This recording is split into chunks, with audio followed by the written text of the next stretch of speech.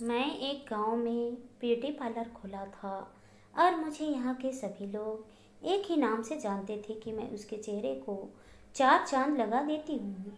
यहाँ की अमीर घराने के खानदान से ताल्लुक़ रखने वाली औरतें अक्सर मेरे पार्लर आने की बजाय मुझे ज़्यादा पैसे देकर अपने घर बुला लेती थी।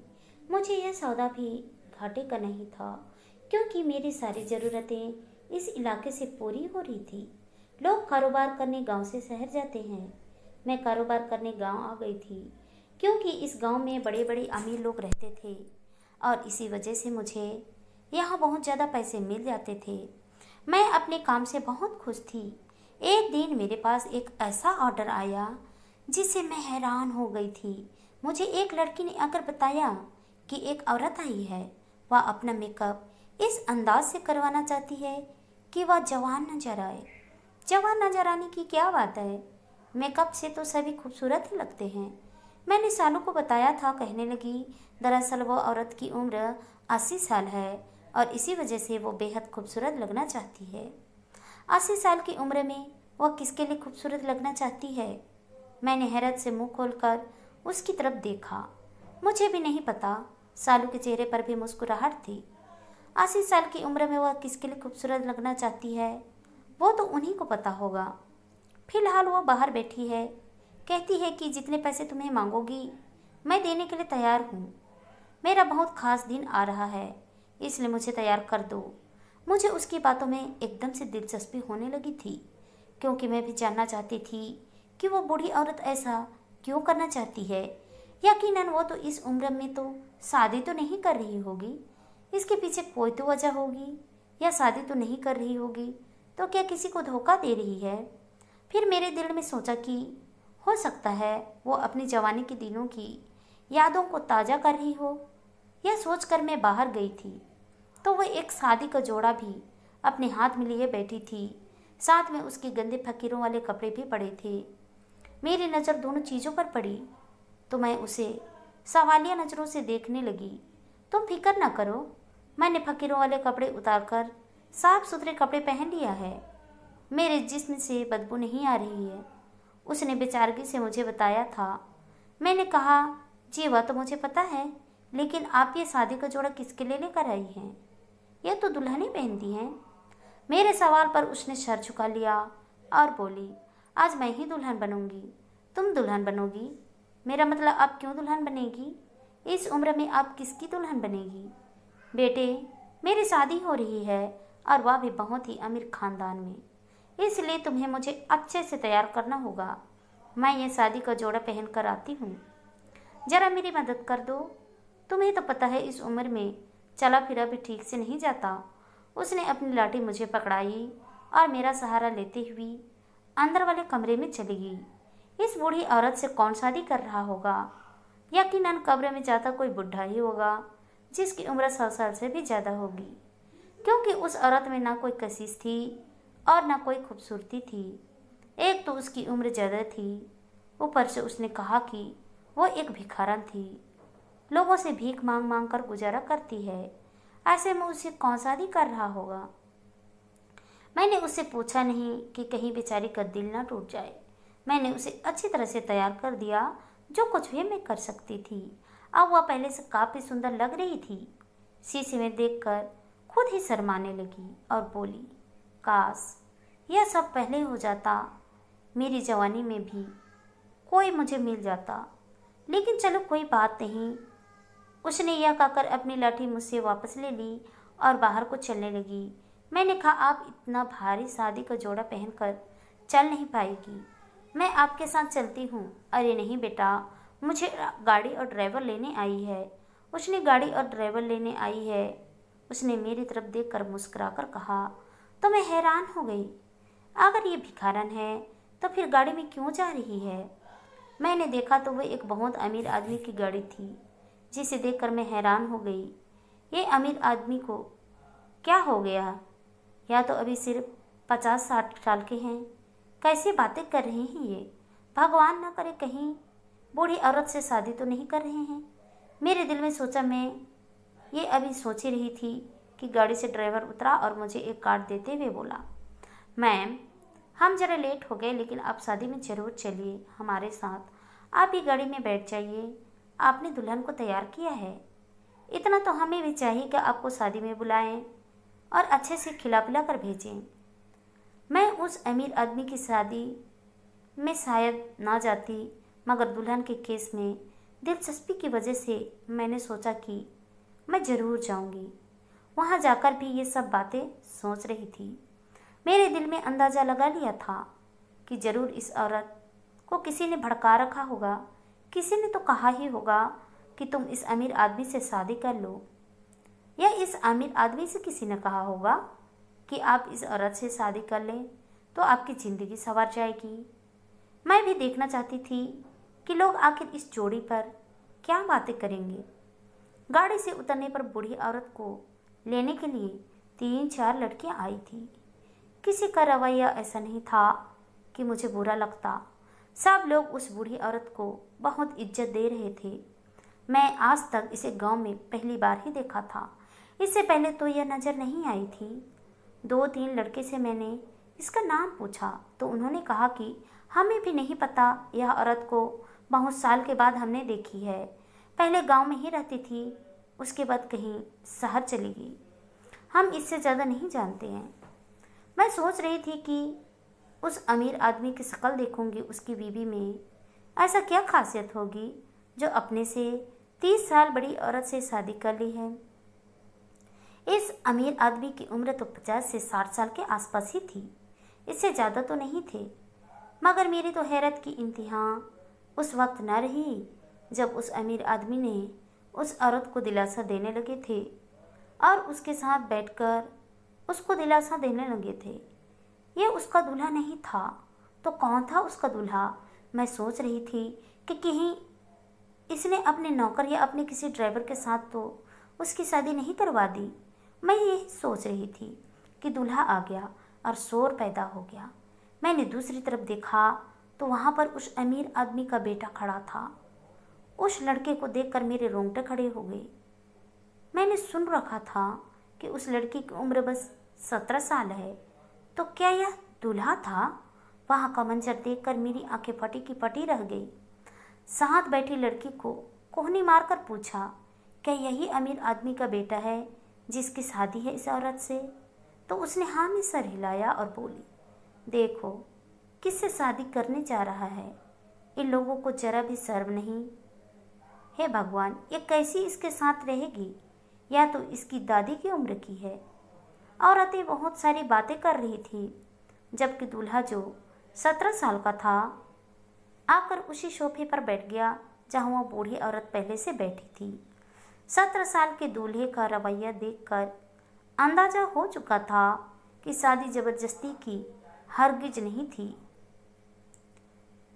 उस लड़के को इस बात पर मजबूर किया गया है। इस लड़के का पिता भी गुस्से में नहीं लग रहे थे। दोनों बाप बेटा खुश थे। ऐसा लगता था कि यह शादी उसके लिए बेहतर है, जबकि लड़की की माँ बहुत गुस्से में बैठी थी। कहने लगी कि मेरा तो इन लोगों ने पूरे गांव में मजाक बनवा दिया।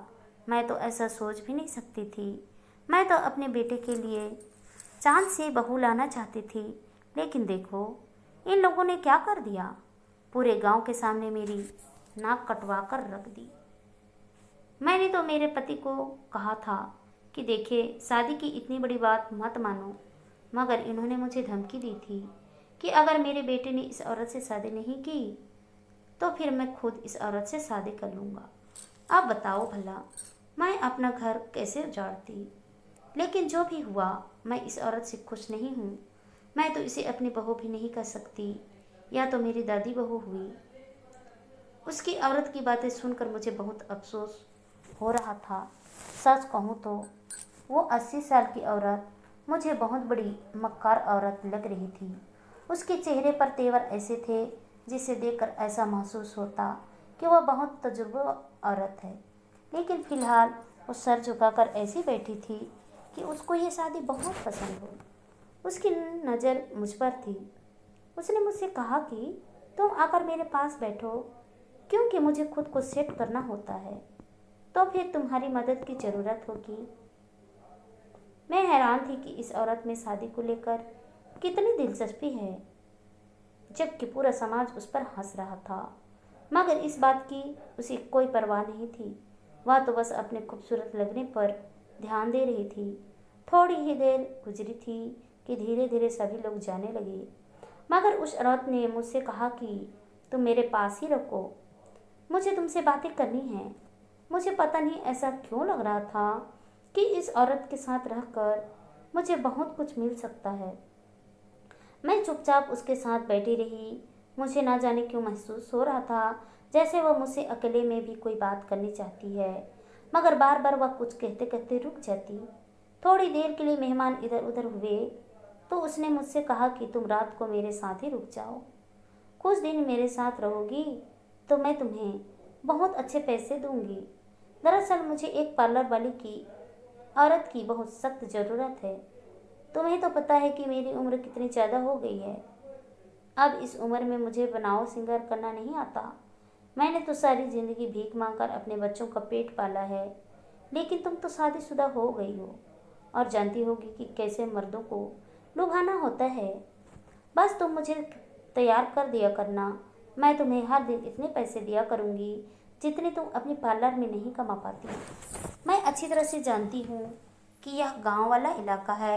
यहाँ पर औरतें तुम्हें ज़्यादा से ज़्यादा 100 से 50 एक काम के देती होंगी, और तुम जैसी गरीब लड़की के लिए यह भी बहुत बड़ी बात है। मुझे उस फकीरनी औरत पर हैरत हो रही थी कि एक ही घंटे में अपनी शादी करने के बाद वह अपनी औकात कैसे भूल सकती है।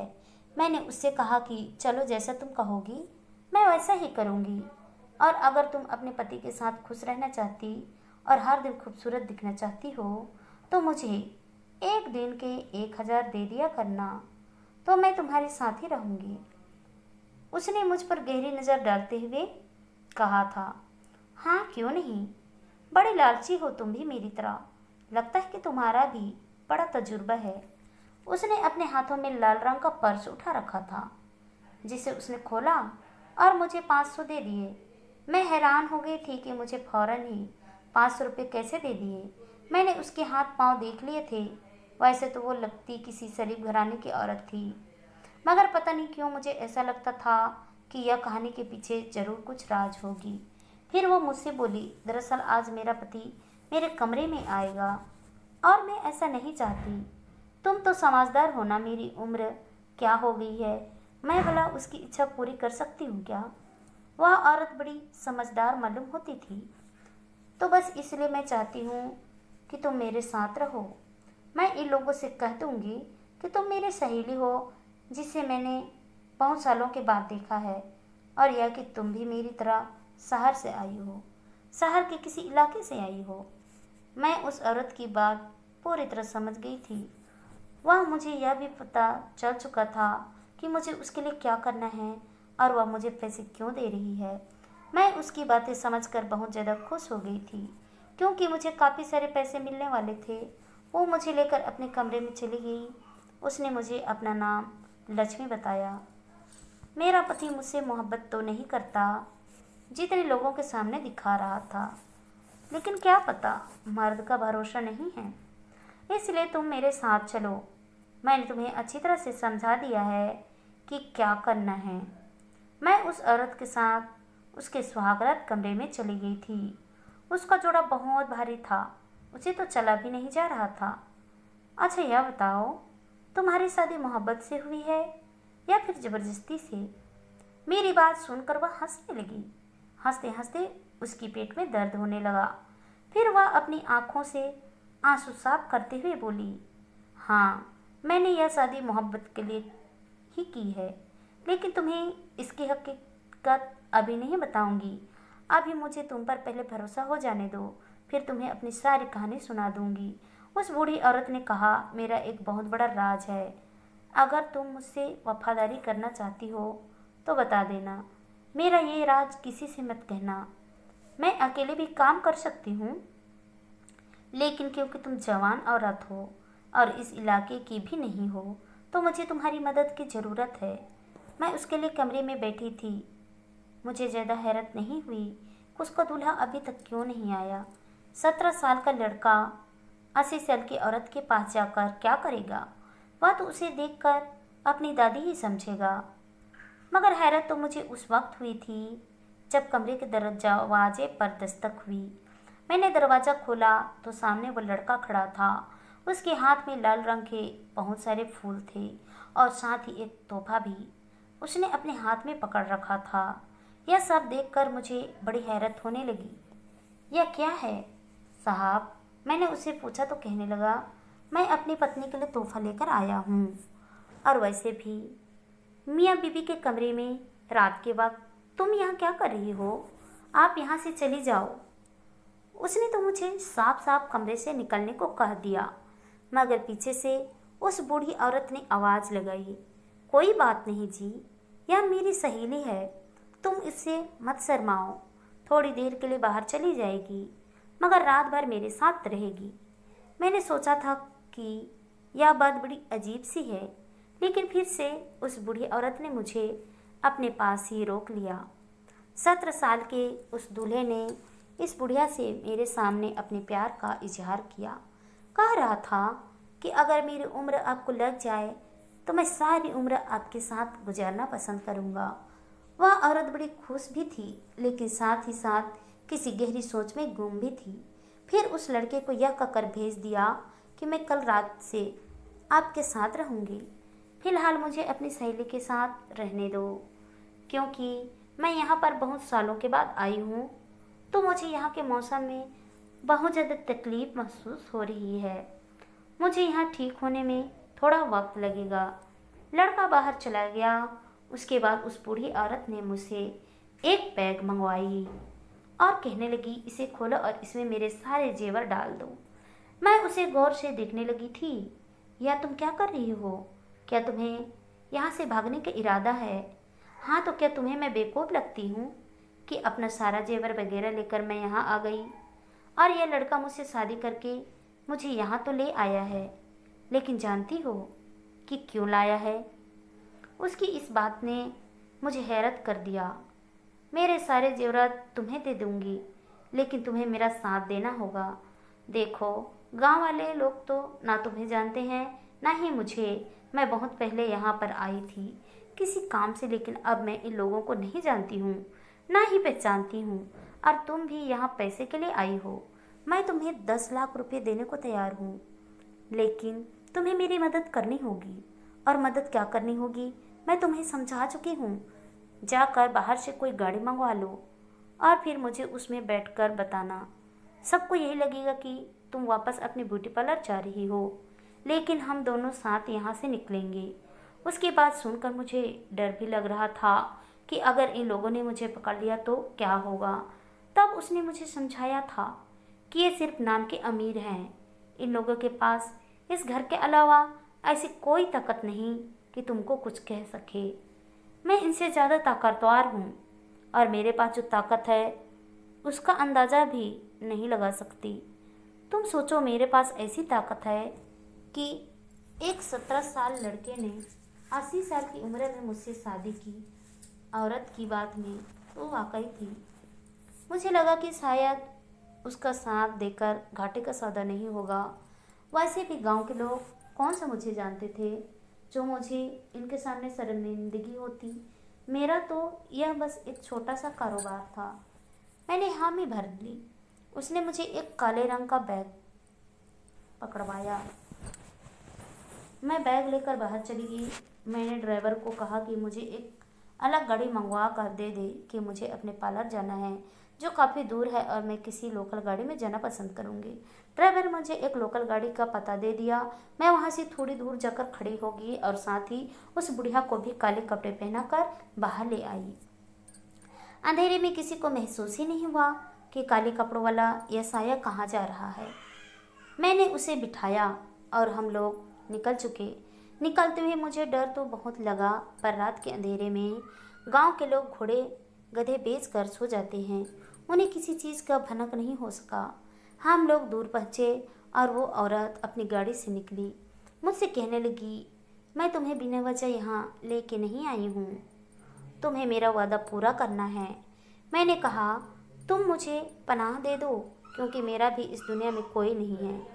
मैंने तुम्हारा साथ दिया, तुम मेरा साथ दे दो वह मुझे खुशी खुशी अपने घर ले आई। उसने मुझे अपने घर वालों से मिलवाया। उसकी सब पोतियों से मिलकर मैं हैरान रह गई। वो औरत पोते पोतियों वाली थी। उसकी छोटी पोती उससे लिपट कर रोने लगी।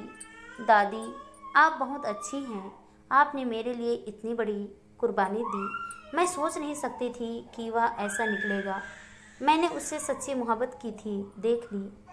मोहब्बत की हकीकत मैंने तुम्हें कहा था ना, वो लड़का पैसों के लिए कुछ भी करने को तैयार हो जाएगा। जब उसे यह पता चला कि तुम्हारी दादी के पास ग्रीन कार्ड है, अमीर है, वह तुम्हें भी आगे लेकर जा सकती है, तो वह तुम्हारी दादी से भी शादी रचाने पर तैयार हो गया। क्या सुन रही हो? उसे मेरी तरफ इशारा करते हुए कहा। इन्हें उस लड़के से मोहब्बत हो गई थी।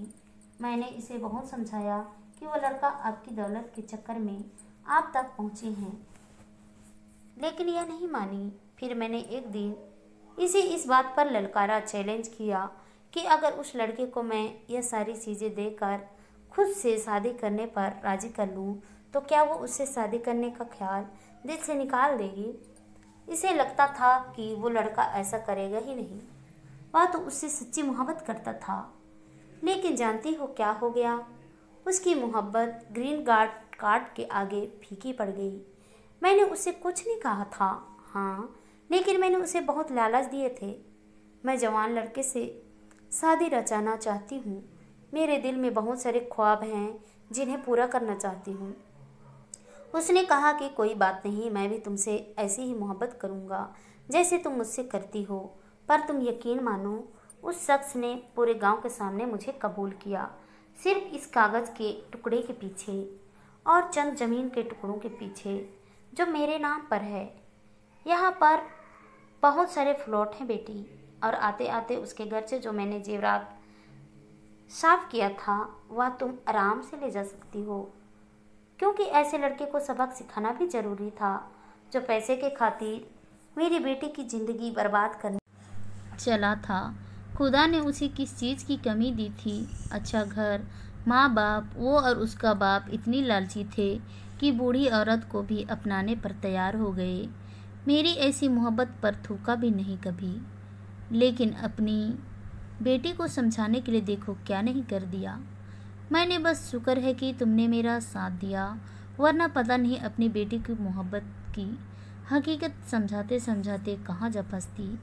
हे भगवान, तुम्हारा लाख लाख शुक्र है, मेरी बेटी की आंखें खुल गई। दादी साहिबा तो अपने कमरे में चली गई, मगर मैं खड़ी वहाँ यह सोच रही थी कि उन्होंने जो लड़के से शादी की उसका क्या होगा। वैसे तो दादी विधवा थी, लेकिन आप बताइए कि इस सूरत में उन्होंने अपनी बेटी को समझाने के लिए जो कदम उठाया वह सही था या गलत। उसने जो शादी की उसका क्या होगा। आशा करती हूँ दोस्तों आप लोगों को ये कहानी पसंद आई होगी। कहानी पसंद आई तो कहानी को लाइक कीजिए, शेयर कीजिए, कमेंट कीजिए, और ऐसी कहानी सुनने के लिए प्लीज़ हमारे चैनल को सब्सक्राइब जरूर कीजिए।